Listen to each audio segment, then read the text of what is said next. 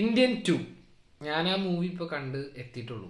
അപ്പോൾ നിങ്ങളിപ്പോൾ തന്നെ കുറേ നെഗറ്റീവ് റിവ്യൂസ് ഒക്കെ കേട്ടിട്ടുണ്ടാവും. ഭയങ്കര ഡീഗ്രേഡിങ് ആണ് നടന്നുകൊണ്ടിരിക്കുന്നത്. എനിക്ക് ഈ ഒരു സിനിമ കണ്ടപ്പോൾ തോന്നിയ കുറച്ച് കാര്യങ്ങൾ ഞാൻ പറയാം. ഒറ്റ ഇതിൽ പറയുകയാണെങ്കിൽ, ഇന്ത്യൻ എന്ന് പറഞ്ഞാൽ 96 ഇറങ്ങിയ ശങ്കർ സംവിധാനം ചെയ്ത സിനിമയുടെ ഏഴയിലത്തെത്തൂല ഈ ഒരു സിനിമ. അത് അല്ലെങ്കിൽ തന്നെ പല സിനിമകളും അങ്ങനെ തന്നെയാണ്. നമുക്ക് ആദ്യമായിട്ട് ചെയ്ത ആ ഒരു മൂവിനെ പിന്നെ റീക്രിയേറ്റ് ചെയ്തെടുക്കാൻ ഭയങ്കര ബുദ്ധിമുട്ടായിരിക്കും. പക്ഷെ ഈ ഒരു സിനിമയുടെ കാര്യം എടുത്ത് നോക്കുകയാണെങ്കിൽ, ഇതിലെ ഏറ്റവും അട്ടർ ഫെയിലിയർ ആവാനുള്ള റീസൺ എന്ന് പറഞ്ഞിട്ടുണ്ടെങ്കിൽ ഇതിന്റെ സ്ക്രീൻ പ്ലേ ആണ്. അതായത് 10 വർഷം മുമ്പുള്ള ഒരു സിനിമക്ക് ചെയ്യുന്ന രീതിയിലാണ് ശങ്കർ ഇതിന് സ്ക്രീൻ പ്ലേ ചെയ്തിരിക്കുന്നത്.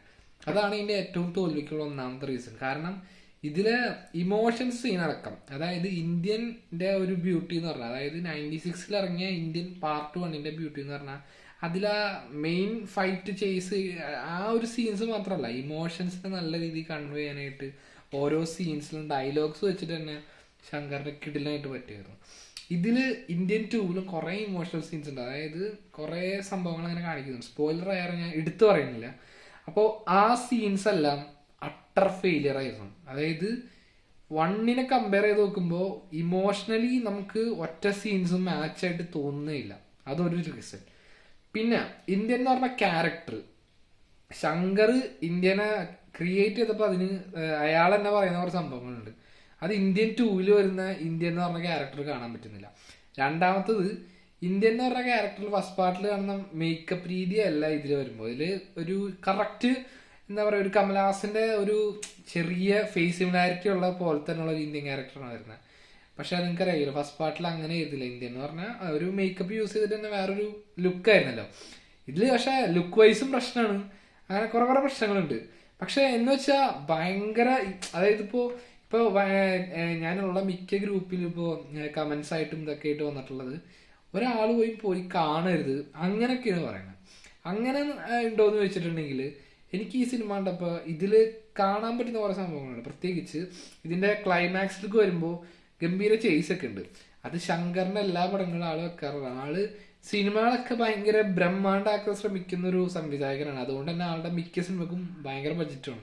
ഇപ്പോൾ ഇന്ത്യൻ അടക്കം ഈ ഇന്ത്യൻ 2, 3 ഒരുമിച്ച് ഷൂട്ട് ചെയ്തതാണ്. അതിന്റെ പ്രൊഡക്ഷൻ കംപ്ലീറ്റ് കഴിഞ്ഞാണ്. ഇപ്പോൾ 3ന്റെ കാര്യത്തേക്ക് പിന്നെ വരാം.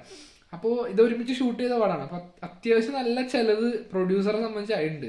ലൈക്ക പ്രൊഡക്ഷൻസ് എന്ന് പറഞ്ഞാൽ പ്രൊഡക്ഷൻ കമ്പനി ഇപ്പോൾ ഈ അടുത്തിറങ്ങിക്കുന്ന എല്ലാ പടവും ഫ്ലോപ്പാണ്.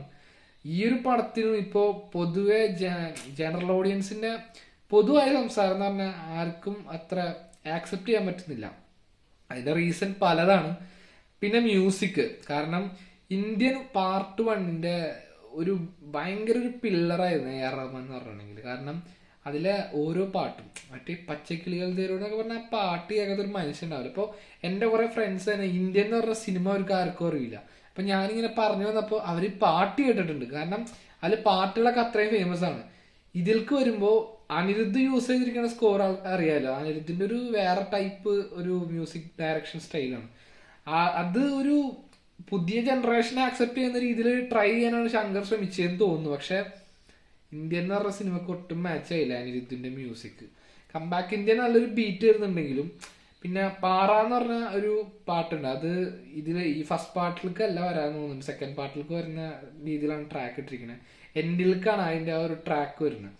പിന്നെ അതല്ലാതെ പിന്നെ ഇവരുടെ ഒരു ലവ് സോങ് ഉണ്ട്. പക്ഷെ അത് സിനിമയിൽ നിന്ന് കട്ട് ചെയ്തിട്ടുണ്ട്. കാരണം യൂട്യൂബിൽ ഞാൻ ആ പാട്ട് കേട്ടിട്ടുണ്ടായി. അത് നന്നായിട്ടുണ്ട്. കാരണം അനിരുദ്ധിന്റെ ഒരു ബേസിക് സ്റ്റൈലിൽ നിന്ന് മാറി നന്നായി ചെയ്തിട്ടുണ്ട്. പക്ഷെ അത് സിനിമയെ കാണാൻ പറ്റില്ല. കാരണം എനിക്ക് തോന്നുന്നു 3 മണിക്കൂർ ലെങ്ത് വന്ന കാരണമായിരിക്കും കട്ട് ചെയ്തിട്ടുണ്ട്. അപ്പൊ യൂട്യൂബിൽ വീഡിയോ വരുമില്ല.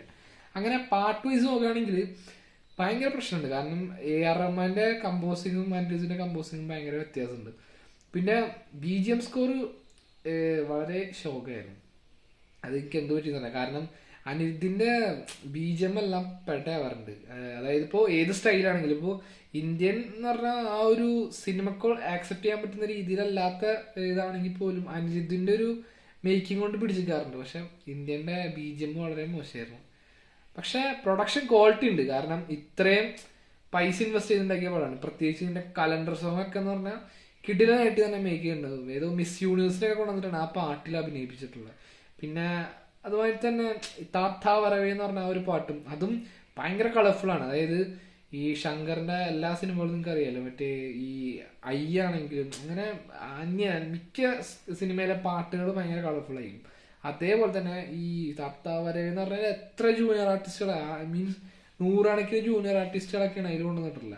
അത്ര പാട്ടൊക്കെ ഭയങ്കര കളർഫുൾ ആണ്. പക്ഷെ മ്യൂസിക് വൈസ് നോക്കുകയാണെങ്കിൽ ഇന്ത്യൻ എന്ന് പറഞ്ഞാൽ ഒരു സിനിമയായിട്ട് മാച്ച് ചെയ്യാത്ത പോലെ എനിക്ക് തോന്നി. പിന്നെ ഇതിന്റെ ഡയറക്ഷൻ, കാരണം എന്തോ 2018 2.0 കഴിഞ്ഞിട്ട് പുള്ളി ചെയ്തിരിക്കുന്ന നെക്സ്റ്റ് പടമാണ് ഇന്ത്യൻ 2.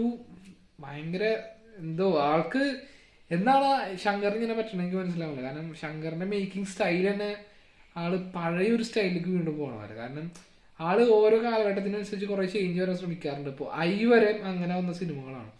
ഐക്ക് ശേഷമാണല്ലോ 2.0 വന്നത്. പിന്നെ എന്തുകൊണ്ടാന്ന് അറിയാൻ പാടില്ല, ശങ്കർ അതാണ് ഇപ്പൊ പിടിച്ച് പോയിക്കൊണ്ടിരിക്കുന്നത്. പക്ഷെ ഇതില് ഈ 3 മണിക്കൂർ സിനിമ എന്ന് പറയുന്നത് ഇതിൽ സിനിമ മാത്രമല്ല, സിനിമയില് നെക്സ്റ്റ് പാർട്ടിന്റെ 3 മിനിറ്റ് ലെങ്ത് വരുന്ന ഒരു ട്രെയിലറും കൂടി ഇട്ടിട്ടുണ്ട്. ആ 3 മിനിറ്റ് ട്രെയിലറും ഈ മൊത്തം 3 മണിക്കൂർ ഇന്ത്യൻ 2 സിനിമയും കമ്പയർ ചെയ്ത് നോക്കുകയാണെങ്കിൽ ഈ 3 മിനിറ്റുള്ള ട്രെയിലർ ഉണ്ടല്ല, അതിഗംഭീരം എന്ന് പറഞ്ഞാൽ ശ്രീകർ പ്രസാദ് ഇങ്ങനെ കട്ട് ചെയ്ത് ഞാൻ വിചാരിച്ചു. കാരണം ശ്രീകർ പ്രസാദ് നമുക്ക് അറിയാലോ, അത്യാവശ്യം ഒരു പഴയൊരു എഡിറ്ററാണ്. പക്ഷെ മിക്ക ഫേമസ് പടങ്ങളുടെ എഡിറ്റർ പുള്ളിയാണ്. പക്ഷെ ആള് കിടിലനായിട്ട് ആ ട്രെയിലർ കട്ട് ചെയ്ത് വെച്ചിട്ടുണ്ട്. പിന്നെ ഇന്ത്യൻ 2 എന്ന് പറഞ്ഞ സിനിമ എന്തിനൊണ്ടാണ് ഉണ്ടായെന്നുള്ളത് 3ന്റെ സംഭവങ്ങളോട് മനസ്സിലായി. ബേസ് ഇട്ട് പോയെന്ന് തോന്നുന്നു. ശരിക്കും പറഞ്ഞാൽ ഇന്ത്യൻ 2ന്റെ ആവശ്യം ഉണ്ടായിരുന്നില്ല. വേണമെങ്കിൽ അവർക്ക് ഒരു നറേഷൻ വെച്ച് തന്നെ ഇന്ത്യൻ 3ക്ക് കടക്കായിരുന്നു. ഇന്ത്യൻ 3 കിടിലനായിരിക്കും കേട്ടോ. കാരണം അതിന്റെ ട്രെയിലർ എല്ലാം കണ്ടിട്ട് ഇങ്ങനെ വാവുന്നുള്ള രീതിയിൽ ഇരിക്കുകയായിരുന്നു ഞാൻ. അത് മിക്ക ആൾക്കാരും പറഞ്ഞു ട്രെയിലർ ഇപ്പോൾ തന്നെ ലീക്ക് ആയിട്ടുണ്ട്, അല്ലെങ്കിൽ നിങ്ങൾക്ക് തിയേറ്ററിൽ പോയി കാണാൻ ആ ട്രെയിലറാണ് തന്നെ വർത്താണ്. പക്ഷെ ഞാൻ പറഞ്ഞല്ലോ, മൊത്തത്തിൽ സിനിമയ്ക്ക് ഒരു തിയേറ്റർ എക്സ്പീരിയൻസ് ഉണ്ട്.